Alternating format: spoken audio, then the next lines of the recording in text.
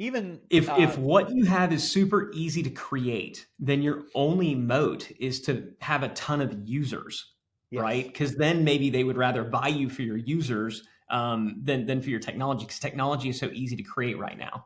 yeah. So just remember, there's not a giant moat in the technology itself, especially with AI. So just keep that in mind. That you're not going to overpay for technology, because technology is easily created and integrated. And if all you are is it could be added as a feature in somebody else's dev cycle, then that's a business that goes to zero really fast. Yeah. Another tool that's in the toolbox of this bottlenecks philosophy that a lot of billionaires use is tax optimization. So you hear a lot of stories, and there are reports about billionaires who pay no taxes, and it's kind of done as like, isn't it bad and aren't they criminals? But the bottom line is that a lot of those people have invested or lost billions and billions of dollars to get to where they are, and fortunately, you do get to write off your losses. So it's I think it's very often taken out of context, but you have Dustin Moskowitz, who showed up with about 13 billion on the list, who primarily leveraged really smart tax strategy using something called QSBS and DAFs. And QSBS is qualified small business stock, and DAFs are donor advised funds. So the QSBS is a tax rule here in the United States that lets you sell up to $10 million in stock gains per shareholder, completely tax-free if you've held them in the right way in your name. It can't be held in a company and other things like that. And you've held it for 5 years. So if you structure that properly and you hold it 5 years, that first 10 million in gain, and what if it's you and your spouse, or you and your spouse and your 2 kids, or a trust that has you and your spouse and your 2 kids, it's that's 40 million. The escape of 40-50% taxes potentially, if you're at ordinary income in a state that I choose to live in, like California, that's got a really high rate, then that can be a game changer. And so that, combined with these donor advised funds where you're donating the stock and getting a deduction for donating the stock that you donate, and then it's distributed to charities later, is kind of a crazy playbook. And so, it's not always about how much you make, because you can make money on the make money, but you can also on the make money side, but you can also make money on the how much can I keep side. Here, a playbook would be something like you acquire or restructure companies into C corporations that are eligible for qualified small business stock. Typically, that's under 50 million in assets. You hold on to it for 5 years. You do roll-ups and stack multiple exemptions, which is the key here. So that, like, if you had 5 companies in the roll-up and you could get 50 million of exemptions, and then you have a spouse and that's 100 million, I mean, that's a lot, tax-free right off the bat. If you add charitable planning to that, and you're contributing the appreciated assets to that donor advised fund or the DAF, you're using charitable remainder trusts and things like that. So you might buy a SAS for, say, $5 million. You grow it to 50 million. 2 shareholders each exclude 10 million in gains, and you end up saving $20 million in taxes. I mean, it's a pretty cool tool that is in the belt of the smart investor acquirer type person, I would say. Yeah, I mean, we were able to use a variation of it when we sold a company recently, and it was a big, big win for sure. Let me ask you a question though. When should somebody really? And this is a bit off topic, but I think it's important, because you and I have both known business owners and entrepreneurs who like brag about their tax strategies and have all these like very complex, convoluted kind of things, and they're moving off to different countries and blah blah blah blah to save all this money and to get one over on Uncle Sam. And you and I both know it's like they don't even have that much money. Yeah. Like they're basically creating this complexity, and they're tripping over dollars to pick up dimes. And it's like, what the heck? Like, so at what point does somebody really need to start thinking about this? I mean, I'd say that it depends. Like, to thinking about this, I would say if you're an entrepreneur and you have a business that is likely to be exited, like if that's part of your playbook, or you want to have the optionality, which I think is always good to do it. This is a simple thing. Like, this is basically just to own the stock in your name and hold it for 5 years. I like, to me, this is simple. I don't like the DAF aspect. I think the donor advised fund and charitable remainder trust and all that gets into you giving up control, hoping to, game the estate tax thing or whatever. And then you might need control back and you can't get it, or the people that you gave it to won't give it back. I can definitely tell you charities won't give it back, that I have seen. And so I think also just if it gets to be, you have multiple offshore structures and you're paying, hundreds of thousands of dollars a year for your structure. I don't know. I've had it both ways, and I prefer simple now. So I'll give up some of the benefit I could potentially get for the security of knowing that it's a rock solid strategy instead of it's one that's maybe going to be attacked or later might fall out of favor. I don't want it to be difficult to unwind, and I don't want it to be difficult to manage. And so for me, I err on that side. And like I say, I mean, I've done it all, set it all up for people, watched a lot of them, work great. But even something as simple as move to Puerto Rico and pay 4% tax, I watch people do that and live there for a couple of years, and they're like, man, I can't do it. I got to get out.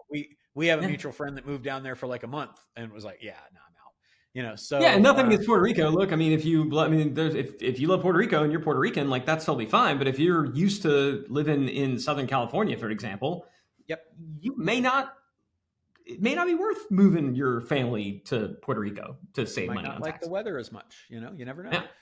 But I think it's a balance. I think it just is what you need. But like generally, I'd say 10 million is where you ought to be in actual current net worth before you really get into all that stuff. It's otherwise it's just, there's too many easy things that you can do that are not complicated at all to protect 10 million. Yeah. And if you're simply a high net worth, or a high income individual, there's really only so much that you can do. Yes, talk to your accountant and stuff like that. But it really does come into play when you've got the business is there and there's a pending exit and that type of stuff. Yeah. I like that. The Henry's, the high earner, not retiring yet, right? Not ready yet to retire. The second L is logistics and land. So this is the boring cash machine kind of thing. So Ross Perot Jr. Made billions. Now, obviously, he started out pretty well funded, but he made billions in logistics real estate. I think it was I don't remember if he was refrigerated warehouses or not, but basically the play here is you acquire these workhorse assets. So maybe it's cold storage near a port, or trucking terminals, or self-storage in suburbs, or student housing near a college, or trailer yards, or rail spurs. Like these are all things to be thinking about. And we're just trying to give you guys ideas, but they're generally not very tech savvy, the owners of those things that are already existing. And so you get to modernize the operations and add even just something as simple as tech monitoring, which is something that we were talking about with our underground tank guy. It was like, what if you charge a monitoring fee to monitor the state of the tanks and give them a visual representation where they can see the tanks. Roll up 4 to 6 sites into a platform, position it as an institutional grade. ESG, that's the environmental social governance. ESG companies are companies that are sustainable and responsible. So it's ESG compliant. And then you're looking at basically a 2x on your exit. You're buying for 5, 6x, and you're probably exiting in the 12 to 15 range. So that would be all things that are kind of boring, like cold storage warehouse doesn't sound that great. Railroad spur, some people don't even know what it is, right? Self-storage units. Would you say that these are really billionaire makers, or do you think they're just kind of small plays for risk-averse investors? I think yes. I mean, like anything at scale is a billionaire maker. But my problem with these quote unquote boring businesses is they are now treated and they're touted by so many of the guru and types on social as like that. But they all tout the same thing. They tout laundromats. I mean, like they tout like free vending machines, laundromat, like. Not. And they make them seem, because they're quote unquote boring, that these businesses are safe and easy. And neither of those things are necessarily true, right? Yeah. So yeah, I mean, look, trying to build the next AI unicorn, that like the chance of that working out it's a lottery ticket. Okay, it just is. There's big deltas on that.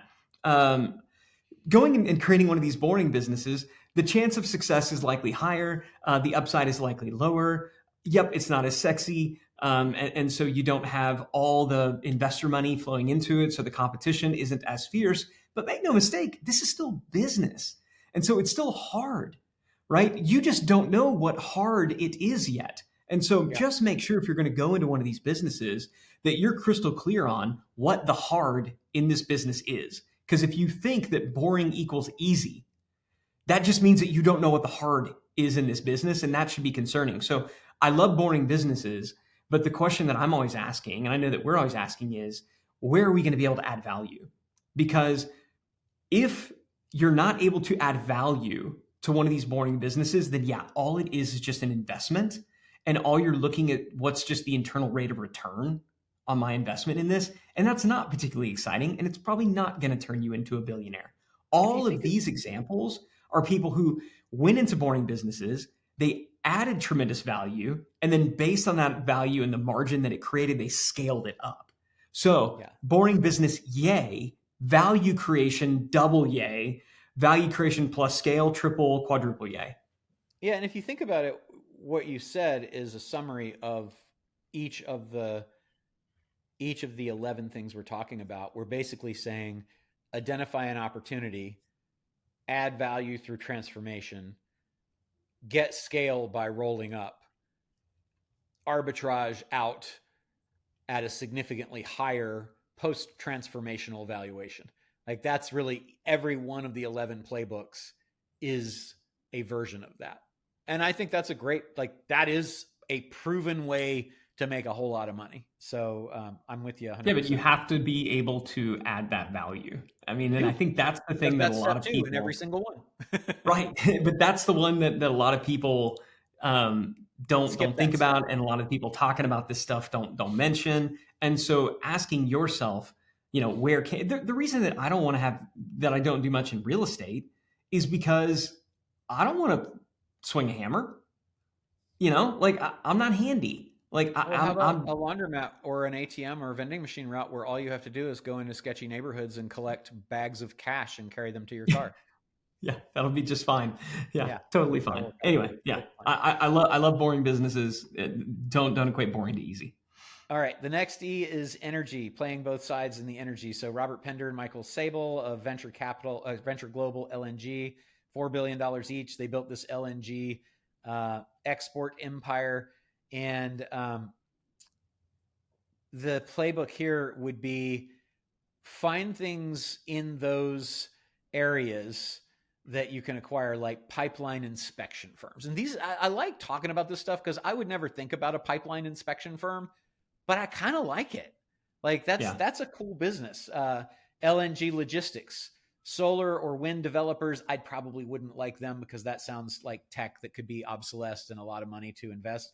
Microgrid operators, that's who's put together a microgrid. That's kind of cool. And I think you'll find a lot of entrepreneurs there, and especially even though they sound kind of like tech, I think you could find baby boomers who had been in the pipeline inspection business or a microgrid operator or LNG logistics for years that were just burnt out and ready to move on. Part of that 10 trillion in baby boomers that are kind of aging out and moving on to go and acquire their firm. It's been hugely deferred maintenance as far as any kind of transformational tech. Adding here, we would add interconnect consulting, like helping data centers secure PPAs, power purchase agreements, or renewable energy credits, or things like that. Those are all very doable, not hard, not heavy tech.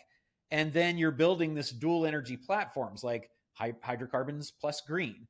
And then you're finding public company reports or SEC filings or municipal RFPs where they're executing on an ESG mandate where they've got to go to this sustainable kind of green thing. You're hybrid. You've got two types of energy and you've bought in low and you're in at 3, 4, 5 multiples and you're out at 9, 10, 12.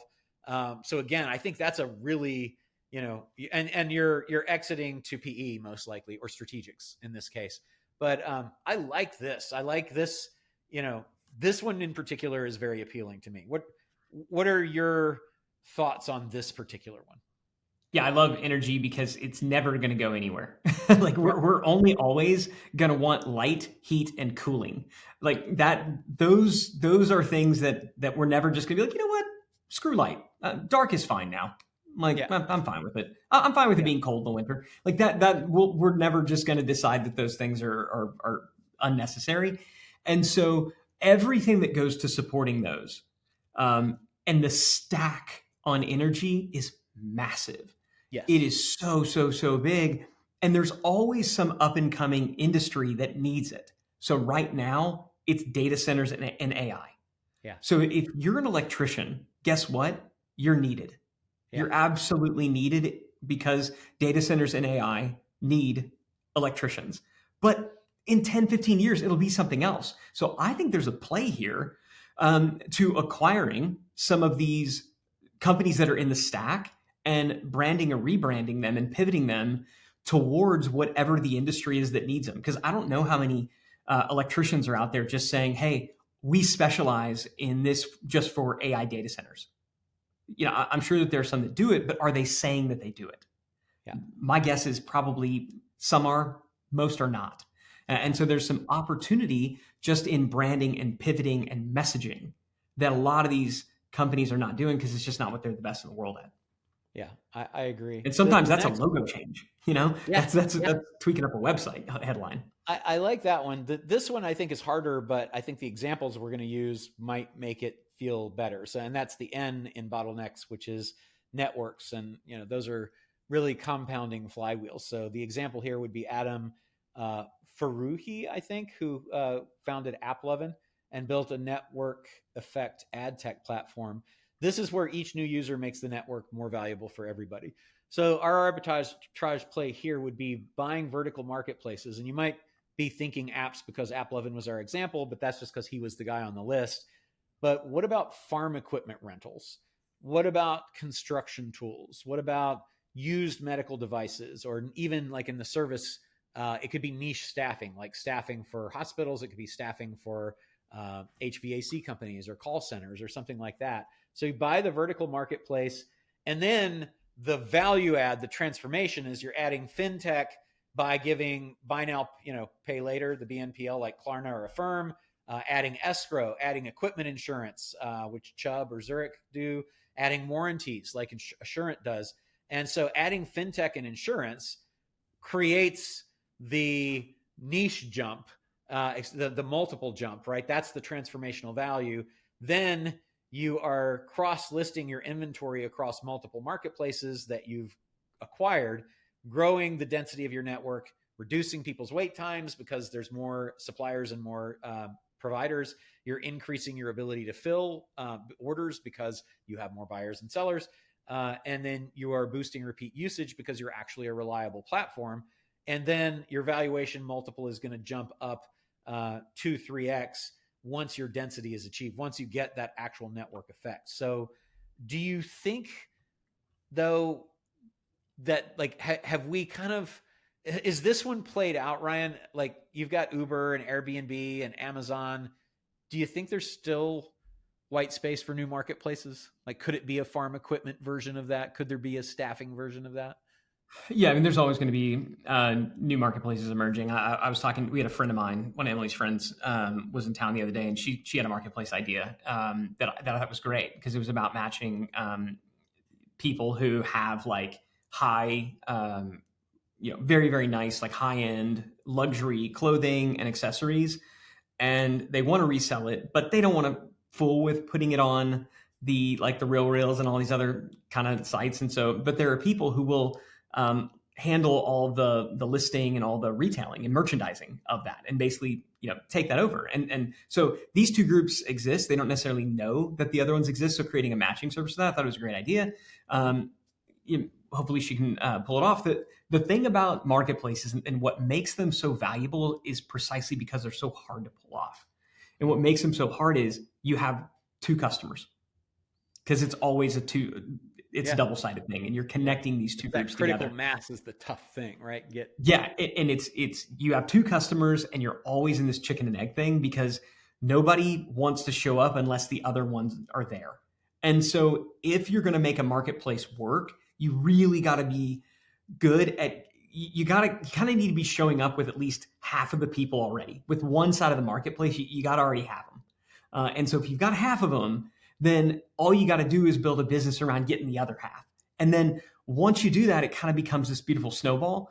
But it's hard. But if you can do it, boy, there's almost not a more valuable business in the world. Yeah, I agree. All right, we're down to the last three. The E in bottlenecks down at the end here is edge retail. So these are scalable formats. So small, replicable retail or service formats that have consistent unit economics. Our example here is Travis Boersema of Dutch Brothers, who scaled drive-through coffee huts. And so here it would basically be the play, acquire a regional chain that's small, like a 20-store coffee brand. And there's a lot of these, right? Yoga studios, veterinary clinics, car wash networks. There's a lot of those small things that entrepreneurs have built up over the years and just expanded and have, fewer, 20 or fewer, like 10 to 20 locations. Then standardizing across each of the locations, you're unifying menus, you're putting in, point of sale systems, you're getting consolidated supply chain and buying, power there, maybe co-op and branding. And then you're expanding beyond franchising with corporate rollouts where you use debt or licensing or the store within a store things where you buy a store within, Nordstrom or Harrods or Walmart or something like that, like a big box store. You could also do JVs with landlords. And so you're scaling your EBITDA starting around 3 to 5x for the acquisitions and exiting in the 9, 12, 15 range. So you have a $10 million business that's EBITDA, 10 million EBITDA that exits in the $100 million range. That's the thing. And Dutch Brothers did it. They scaled small coffee huts into a $6 billion market cap. Do you like, or what do you think of the edge retail concept? And do you think e-commerce is eating that, or do you think that there'll always be brick and mortar versions? Yeah, I mean, people are always going to want to be able just to go out and grab something. So brick and mortar is going to exist.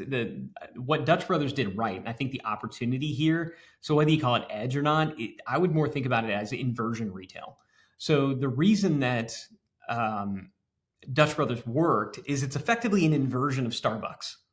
And this is a play that is almost always going to work. So Starbucks for the longest time it's classic, it's expensive, it's high end, it's European coffee, it's muted colors, it's all this stuff. It's come in, it's take your time. That was the original brand.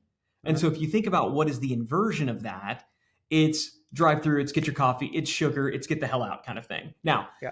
Starbucks made the mistake of shifting their brand to that, but because it wasn't their brand, they went down. But you can introduce a new brand, which is what Dutch Brothers did, that is an inversion brand, and that can work. And so I do think that there's an opportunity to say, what are the big popular brands right now that are out there? And you just simply invert every single aspect of it. I mean, down to their color scheme. What's the opposite of green? Orange. I mean, just go opposite on the color wheel. And so there's definitely a place for that. Dutch Brothers did that. Also appealing to niche markets and starting there. I mean, Dutch Brothers is hugely popular in the West because you have a lot of Mormon Latter-day Saints there. And so it's a coffee shop that actually sells a lot of products that aren't coffee because Mormons don't drink coffee, but they drink dirty sodas. And so you can drive through and you can get yourself a soda with all the sugar in the world. And so understanding the trends that aren't currently being met, that is always going to work in retail. You just got to know that the very thing that made it, that allowed you to emerge is also what's going to wind up, the 2x4 that's going to clock you across the head. Somebody's going to invert you. Somebody else is going to come out. So that's why I don't love retail. That's why I don't love these trend type businesses. But you can get yourself a good 10, 15 year run. Would you say that, well, I think even in a non-trend business that play works. I understand that, that the trend can lift it, but I'm curious as to your thoughts on Starbucks because we talked about it in a different episode. They closed 100 of their grab and goes. Do you think they would have made it had they branded it differently, not Starbucks? I think it would have been tough, but if the only way to give that a shot would have been if they called it like, um, you know, Starbucks Go. Starbucks Go, yeah, something like that. If they would have given it a fundamentally different brand with a different color, and really put some solid messaging behind it, I think that that would have given it a shot. And then if they simultaneously would have taken their original stores, their original restaurants, and really made them nice like they were before. So if you do the two to create the real contrast, then I think it works. What they did is they kind of wound up somewhere in the middle, which nobody ever wants. So yeah, you create a secondary brand, fine, but it's got to be truly distinct. So I would have made it Starbucks Go. I would have had a different color scheme. The logo would have been different. You're probably safer though to just have to launch a totally different brand. You could even maybe call it by Starbucks if you want to, but I would more from a brand architecture go more the house of brands as opposed to the branded house. Yeah, I think it like an interesting one for me would be PayPal and Venmo. Yeah. And I still am not, other than just let's have a different brand culture that we're trying to develop to capture a different demographic, don't understand why they needed that. But obviously Venmo grew. PayPal's still hugely popular, but Venmo is very much more popular, among younger people. But there wasn't a lot of difference there, right? Yeah, I mean, I think that's just it. Like, when Venmo was a separate product, PayPal acquired it. So, and I think it got traction among a group. PayPal seemed, but they didn't absorb it. They just got both of them, which is, it's just kind of interesting to me. Yeah, I mean, but I think that's it. It's because the brand seemed old. It was targeting a different group, and they probably figured that out. And from that perspective, I think if you're going to buy a brand, you leave the brand there. Yeah. So the C in Bottlenecks is capital cycling. One of our somebody we admire for what they've accomplished, Steven Schwartzman from Blackstone, with a whopping $40 billion net worth, built pretty good. That empire by recycling capital. And this is basically just OPM, right? Other people's money. So the arbitrage play here is you buy a $5 million company, EBITDA company, use seller financing, SBA loan, earnout, other kinds of things like that. You improve the operations and lift the margin. So this is a straight improvement play, but you've bought it with other people's money because you're using the government's money, SBA guaranteed loan. You're using seller financing, the actual business itself, the assets of the business itself and the seller. You're refinancing or recapping, depending on how far up the chain you are. If you're in the lower level, it's called refinance. If you're in the higher levels, they call it a recapitalization. And that's taking chips off the table, extracting the equity out, not unlike many of you may have done with your homes, where values of homes went up and you were able to get home equity loans and take the equity out and then invest in other things at better returns. Building a $20 million EBITDA platform that you could exit at 8x, 160 million in your pocket. Not a bad strategy, right? Just straight capital cycling, using other people's money. That's basically what we do at Epic, if you think about it. Like, that's the C in Bottlenecks is our billionaire play for Epic, right? Yeah, I mean, and thinking that way. And this is what all businesses become at scale. Like, really, all businesses become two things at scale. They become a recruiting agency and they become a bank, because it's all about how do we get more people in here to do the stuff that we need done, and then how do we allocate the capital and resources that we have. And what you have with Blackstone, and the reason that they're basically the largest business, one of the largest businesses in the world, that's what they effectively have become. It's just a pure capital allocator. Same with Berkshire Hathaway, right? Yeah. At some point, it just becomes, we have all this pesky money. How do we best deploy it? And so that this is what we should all aspire to be, is capital allocators. Okay, we're to the K in Bottlenecks, and this would be Larry Page, Sergey Brin, $100 billion each. Google, obviously, if you're not familiar with that, the IP in Google is worth trillions of dollars. I've heard it. Heard of it. So here's our play. Start Google. No, here's our play. Step one, acquire IP-rich assets like niche SaaS companies, patents for like, say, AI or semiconductors or biotech. And there's a lot of patents like that that are for sale for not a ton of money that have very specific niche value. And then content libraries would be something else you could acquire. Defend and expand. Probably a great example of defending would be Getty with their images, who every time anybody uses one of those, they get a $5,000 demand letter. File additional patents, harden your licenses, monitor infringements. That's the play. I don't like this one because I feel like it's more taking than giving. 3, license broadly, 1 patent, multiple industries. So verticalize your patents in autos or call centers or healthcare. Bundle the portfolios, create defensible packages for strategic buyers. You're exiting in the 10 to 15 range, and as much as 25 if you're in SaaS. What do you think of this one? I'm not crazy. I think this one's becoming increasingly less and less valuable, as like when you think about content IP with AI being able to create stuff, there's value. There's a window where it's valuable in terms of training, right? And where people are also going to value AI that has been trained by the right kind of brands. So there is a window there where I think that's valuable. But that window's not going to be open forever.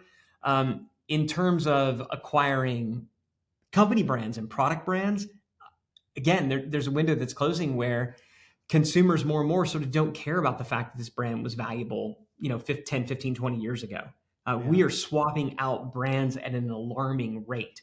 There's no loyalty really at all to the brands that we used to. What is it? Wasn't it like originally 20 plus years that a company would sit, maybe 30 on the Fortune 500, and now that's down to 4 or 5, something like that? I remember reading not long ago. Kind of crazy. Yeah. So, I think if you're going to do this, it really does need to be some type of defensible IP, a patent that has a clear, this patent is in use, it has these protections, and it's going to be protected for this amount of time.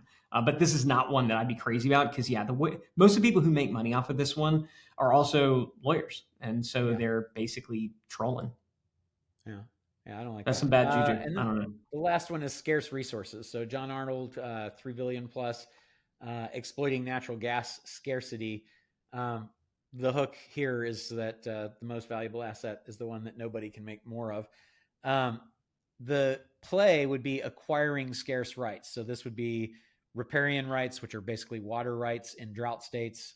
The guy from The Big Short, I think that's his whole play now, is water. A lot of the billionaire dudes are investing in buying up water. It'll be interesting to see how that goes, because I imagine the government will step in and say, if we can't get the people water, the people are going to revolt. So we're taking your water. But anyway, we're going to figure out how to get them water. Yeah. Lithium, cobalt, mineral rights, metro cell tower permits, power interconnects, all of those would be scarce resources. Not meaning that there's not a lot of them, but that almost like there isn't a lot of them that are distributed out because it just doesn't make sense. It's all like mini monopolies.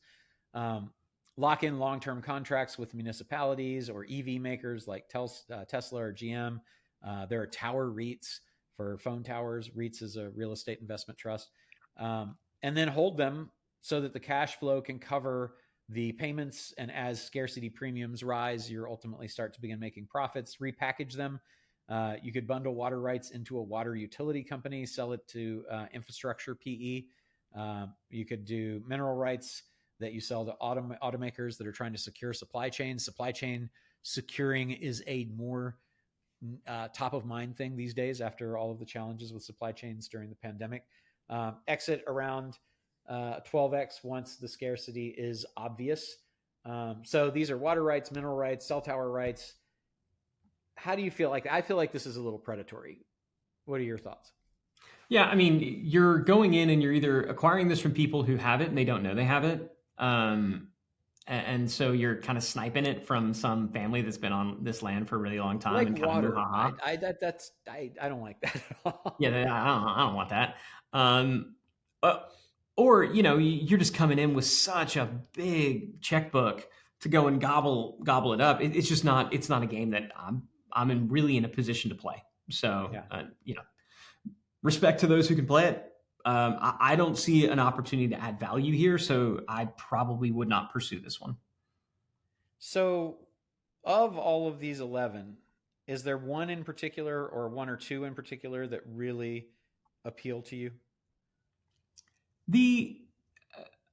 I think identifying the big trends and being a pick and shovel provider to them is always a winning play. And I think if you can combine that with a pick and shovel business that is an existing boring business repositioned, because then you get the benefit of, if this business, if the trend changes, we still got a good business that can work on its own and perhaps be positioned to another one. So that's what I like. And all like these that. folks who I are like running energy, and I like the bottleneck businesses. I definitely think that all of them you should apply the tax structuring and capital cycling to, and that it's a combination of probably 3 or 4 of these things that can really create a giant opportunity for anybody. So hopefully you guys enjoyed that. That Bottlenecks acronym, I think, is really cool because it describes a lot of the process, and the 4 steps, as Ryan pointed out, are pretty much the same. Just identify the opportunity, add the value, aggregate to scale, mostly through acquisition or roll up, and then exit. That's a pretty good playbook that has gotten most of these people that are on this list to where they are, 70% plus of them, and we think could benefit you too. So anything you want to say before we sign off today? I would say that if you're in business, there's a really good chance that you're already doing most of one of these. And so the difference between adding a 0 to your net worth is likely just a rethinking and a repositioning of the business that you already have towards a higher scale model. You're probably closer to $1 billion than you think. Yeah, I like that. Well, hopefully you guys enjoyed today's episode. It was wonderful being here. And how's your mouth doing? Are you back to normal now? Almost. It definitely got, at one point I took a drink of water, and you can, depending on if we got anything, it definitely dribbled out of the side of my mouth. I'm just going to own it. It was there, but I think we're getting better. I like it. Well, thank you guys for being with us today. If you enjoyed this, please share it with a friend, tell everybody about it, listen, and come back. We love hearing from you as well. We're on all the socials. Just let us know what you thought of the episode, and we'll see you next time on another episode of Business Lunch.